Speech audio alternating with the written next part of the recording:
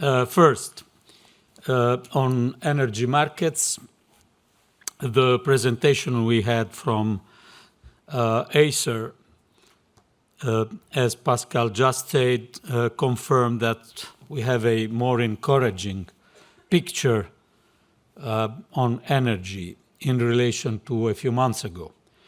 Together with the overall mild weather conditions, our joint action at EU level helped to rebalance demand and supply and to bring down prices, overcoming Russia's weaponization of energy.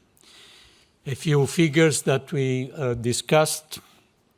In October and November, gas consumption was 25% below the average for the same months over the past 5 years, 25% below, exceeding the target reduction that the Commission proposed at 15%. Second, stepped up efforts to diversify supply sources have also borne fruit. In the first 5 weeks of 2023, pipeline gas from Russia accounted for around 7.5% of total EU imports of gas, down from 37% on average in 21 in the same period, from 37 to 7.5. 3, imports of seaborne LNG more than doubled from 20% in 21 to 42% in early 23.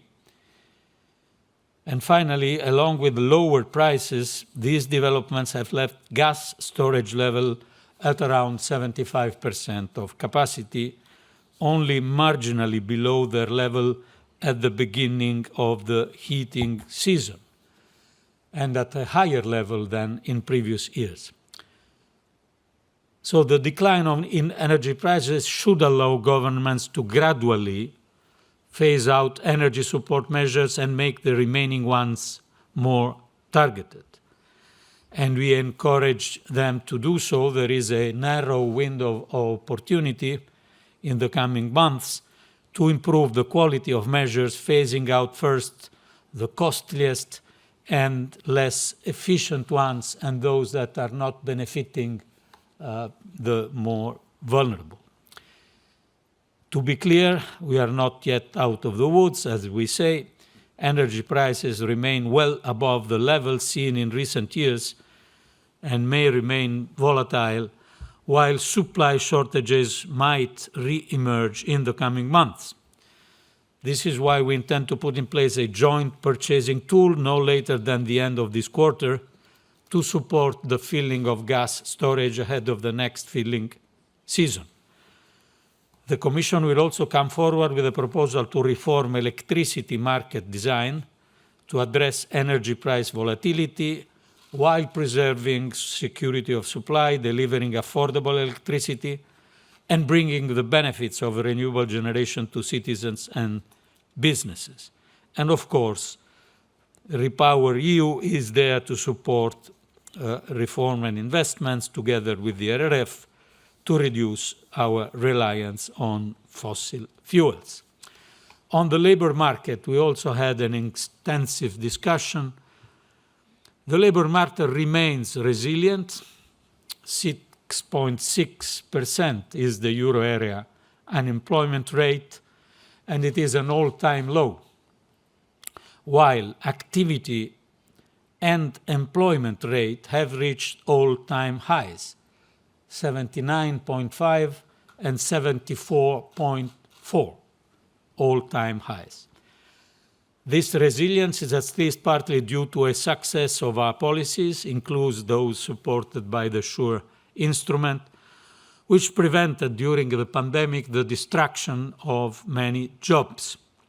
Of course, there remain plenty of challenges to deal with. The first relates to inflation and the erosion of purchasing power in a context where wage growth needs to remain consistent with the objective to address high inflation. Wages increased but did not keep up with inflation last year. The second relates to the structural transformation affecting our labor markets, the digital and green transitions, demographic change, as well as the current adjustment in the wake of the energy crisis. And all this require effort, commitment, investment in one single issue: skills, skills, skills.